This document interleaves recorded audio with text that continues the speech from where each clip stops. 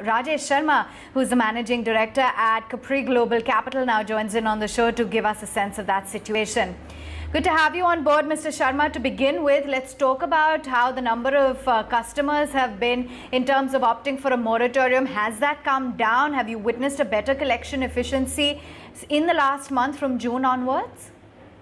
Yes, so most of the semi-urban tier 3, tier 4 cities branches have come back to normalcy. Those customers' business resumed operations, and we have seen there is a drastic improvement in terms of MSME customers are repaying their June installment, even though who earlier have opted moratorium, because they realize that if they opt for moratorium of 3 months, if their loan is about 7 to 10 years, they have to repay at least 9, 10, 11 EMI depending on their tenure and rate of interest.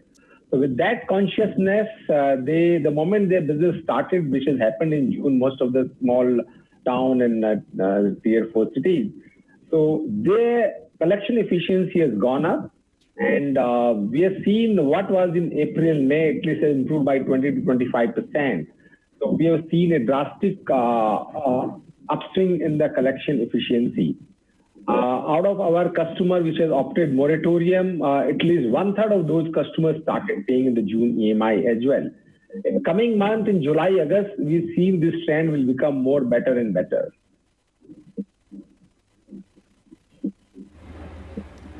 Okay, fair enough. And what about asset quality? Because there have been concerns when it comes to the overall asset quality. Analysts are saying that there could be a 5 to 7% rise in the NPAs in the current fiscal. What are your observations when it comes to bad loans? So I think we have to categorize these into two categories, unsecured lenders and the secured lenders. So delinquency will be much higher in the unsecured and short-term space as compared to the secured lender, where they have a collateral of some either self-occupied house or self-occupied business premises.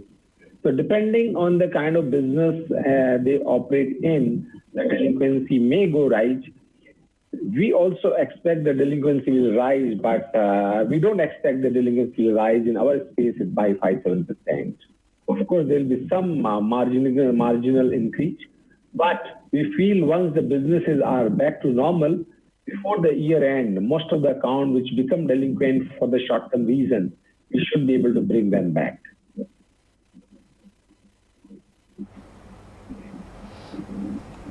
So what's the trend in terms of new loans at this point? Are you seeing any green shoots? And what's the kind of trend that you're predicting going forward as well, given some of the government's measures to protect the MSME sector? Are any of those helping? What's the outlook? So yes, we are seeing there's a demand coming in from except the bigger town where still lockdown is making an impact and the business has not come back to normalcy. But smaller town in every region, we have seen that the business has started and there's a demand. So number one, the emergency credit line product we have already launched, which we are helping our existing customer attractive rate of interest, some portion of amount.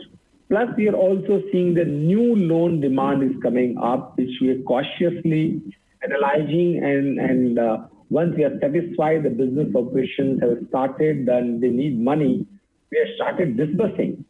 So we see there's a demand coming back and it will gradually keep growing. So we expect this quarter is going to be much, much better. In terms of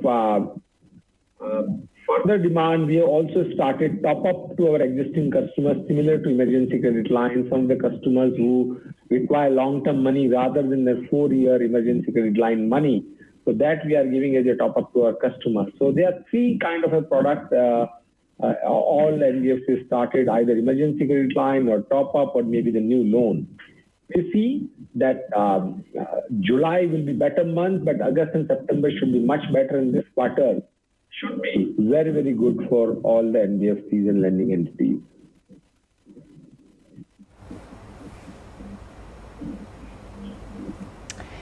Okay. The RBI governor also, emphasizing on the need for raising capital, for building buffers at these times. Are you looking at any such plans?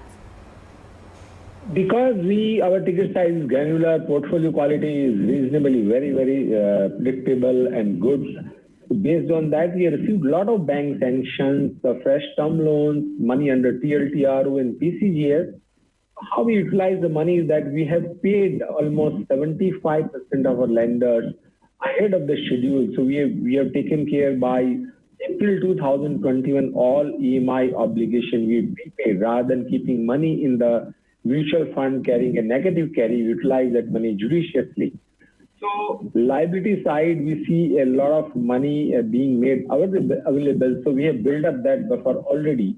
As regard capital adequacy is concerned, at Capri we have about 38%, which is very, very good and making us very stable in the kind of difficult time of these.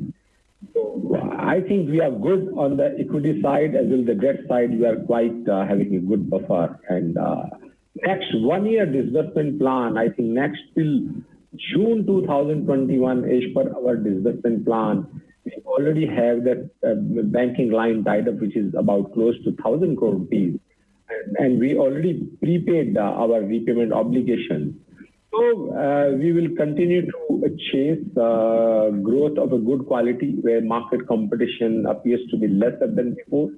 And some of the lenders are not started lending operation yet. So we should be able to get a good customer at our price point. And we see that this year should be a better year than earlier it was appearing when lockdown started. Sure. Help us understand, with ample liquidity now in the system, have borrowing costs actually come down? And what sort of visibility do you have on borrowing costs and subsequently your own margin trajectory going forward? Borrowing cost has come down under all the GSEC have come down drastically. So all banks have reduced their MCLR. So the bank loans which are due on the reset dates are going to be reduced. But the money under TLTRO and PCGS is also coming at a much lower price than the long-term loan. So overall cost is going down. So strategy, what we have chosen is we have passed on that benefit to the customer so that customer remains healthy and their burden also come down.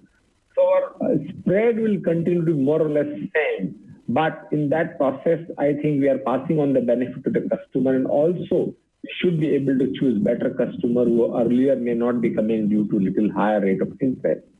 So overall, rate of interest have come down, but spread is not going to be changed much.